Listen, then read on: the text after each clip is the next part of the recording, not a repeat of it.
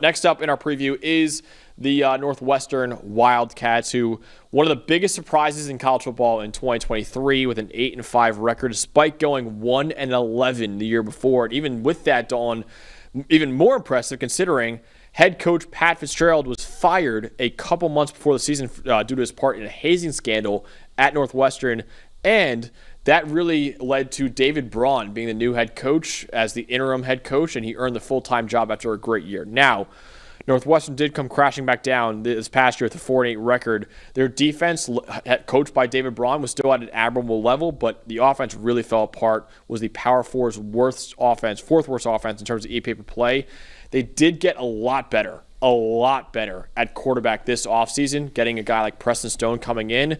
But it remains to be seen if he has the weapons for him to truly shine back there. But Dalton, this is a quarterback situation at Northwestern that is really night and day. Absolutely. I mean, last year they had a few guys rotating in at quarterback that they just weren't going to get the job done, right? And I think the biggest ray of hope for this team this season is that Preston Stone in 2023 was one of the best quarterbacks in the country that season at SMU. He broke his leg late in the year. Kevin Jennings took the job over and basically just never gave it up, even last year in 2024. But even the moments where we got to see Preston Stone play at SMU last year, he was pretty solid, right? And obviously he couldn't wrestle the job back away from Jennings. Jennings had a great season, brought the Mustangs to the playoffs and all that. But I think when you look at the biggest area improvement for this for this team is this quarterback room. I mean, Preston Stone is miles better than anything they had last year. I mean, they were just, it was even going into the season, it was the biggest concern for me. I was like, who's the quarterback? This is tough. Now we know who it is. Now you can start to function as an offense. They had the second worst passing grade as a team last year in the Power Four with a 49.5 passing grade last year. Preston Stone, over the last 2 years, has a 91.3 passing grade, fifth among all quarterbacks in the country. Dalton, the four above him: Bo Nix, Jackson Dart, Jaden Daniels, Shedeur Sanders. That's it. Good players. So, yeah, those are the only four who had a better passing grade than Preston Stone over the last 2 years. So, not saying he's going to be a first-round pick like most of those players, or really should have been all of those players should have been. But Preston Stone is a much better quarterback than anything Northwestern's had in probably a very long time in that program, honestly. Now, the question is, does he have the weapons to truly shine? Because there's still a question about who's going to throw to at Northwestern right now. They had the second worst receiving grade in the Power Four this past season. They did add a really good transfer in Griffin Wild from South Dakota State, one of the better receivers in the FCS level last year. But you're kind of banking on him being as good at the Big Ten level as he was at the FCS level. So that's a big question mark for Northwestern, that passing game right now. But Dalton, with a guy like Preston Stone, who's still a really talented quarterback, and I know he lost his job last year to Kevin Jennings, but Kevin Jennings is a top 10 quarterback in the country, in our opinion.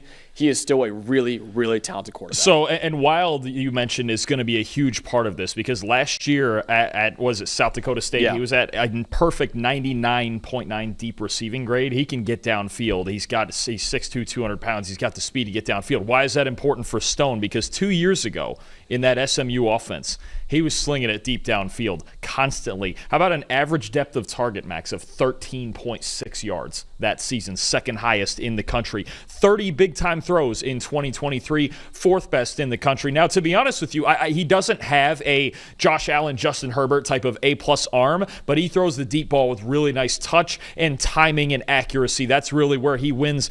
94.3 passing grade on 10-plus yard throws in 2023, fifth behind, I think it was those same four guys you just said, Bo Nix, Jaden Daniels, Drake May, Shedeur Sanders. Throwing the ball downfield, he does it as well as anybody when he's got time in the pocket to do it. The difference is he's a little too reliant on it, right? 13.6 yard average depth of target. I'm going to tell you right now, it's not going to get it done in the Big Ten. In the American, you can do that. In maybe, some other high-flying offenses down the G5, you can do that. Maybe sometimes even in the ACC, but 13.5 yard, that's going to have to come down some, and he's going to have to be more accurate underneath. His footwork's a little bit inconsistent, but his accuracy, actually I should say the footwork creates a lack of accuracy on underneath throws. So if he can make some of the easier throws in this offense to set up the home run ball, that's not going to be there quite as often against the defenses in this conference. Preston Stone can be really good. He can sling it downfield, no question. He can move outside the pocket a little bit. It's just a matter of the in-between and not having such high variance in his game. A guy who should help him a lot at left tackle is Caleb Tierner. And yes, Northwestern has yet another stud pass blocker at left tackle after Rashawn Slater and Peter Skoronski. Now Caleb Tiernan is a new star at left tackle for them. He had an 88.9 pass blocking grade as a redshirt junior this past year, 5th among all tackles in college football.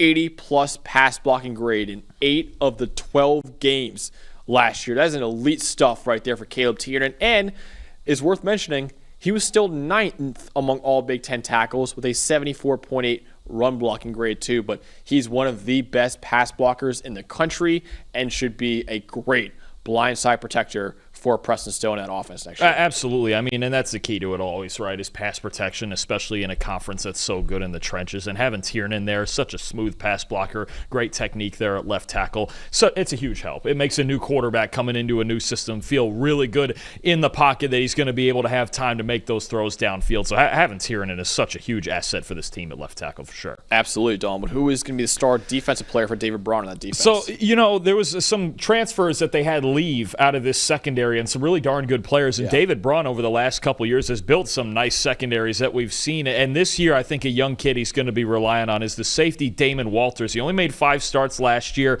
played through only 359 snaps, but I think this is an up-and-comer that they're going to rely on a lot more this year. 76.3 coverage grade last season, just a 14.6 passer rating allowed into his coverage. That was the 3rd best among any qualified safety in the country. So it's a young player like Damon Walters at safety who can get back there, especially I think I was really impressed with the way he could play a deep half in those 2 high shells. I think that's somebody who he's going to rely on, but this team is going to have to find some veteran help for him too. But Damon Walters, a young player, I really liked this tape last year. Dawn, the over-under for Northwestern is set at 3.5, which is lower than they had even last year when they went 4-8 last year. So are they take a step back, or with Preston Stone now, will they take a step forward as a program?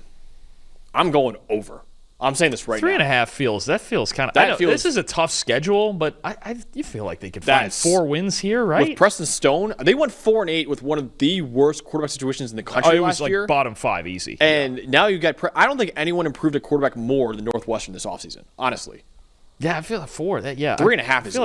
I feel like you almost have to take the. If they win 3 games or less, there's a problem. Real issue at Northwest. No, they should win at least 4. I'm going with that. Okay, at Tulane is tough. Tulane is good, but then I see there's a couple other out of conference. Western Illinois is going to win. They get UCLA at home. They Louisiana get Purdue, Monroe. They get Purdue at home.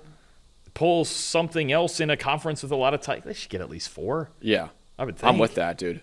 You beat Tulane, Western Illinois, UCLA, Louisiana Monroe. If Stone is anything close to 2023, I mean, you're going to mess around and make a bowl game. Yeah. I see 5 games that they might be favored in. Possibly, yeah. So I'm going over. I think they can make a bowl game next year. I really think a bowl game is possible for them next year. All they got to do is they got to find some veterans on defense, but David Braun's always got a pretty good – they've done great on defense. I think it's undersold how bad their quarterback situation was, because wasn't it? It was Jack Lausch and Mike Wright for the most part. Right. The second worst passing grade in Power 4 last year. Yeah. I mean, Stone, even if he's not – I think even the moments that he played last year, Stone had like an 80 passing grade, didn't he? Yeah, which is why you and I were like, why is he getting benched for Kevin Jennings? Of course, Jennings went on to have a great year. And Jennings is really good in his own right. He earned that job. I think people are forgetting about Preston Stone. Stone is good. Yeah. Yeah, they're not. If they win less than 4 games, there's other issues at hand there. I might bet that right now, honestly. I think 3.5, that's a very low win total for what Northwestern has right now. And it feels disrespectful for what Braun has done his first. I know last year they didn't win a lot of games, but 8-5 when nobody thought they could have gone up to a bowl game. I wasn't sure they were going to win a game that year. Yeah, and then 4-8. And let me look at this again. They lost to Duke in double overtime. Yeah. Some of these other games, there was some other games they got blown out, but they didn't have a quarterback. So it's like, and they won 4 games last year anyway. Yeah, I'll take it. But if they don't win 4 games, there's something wrong. I can't think of another team that improved at quarterback more than Northwestern did.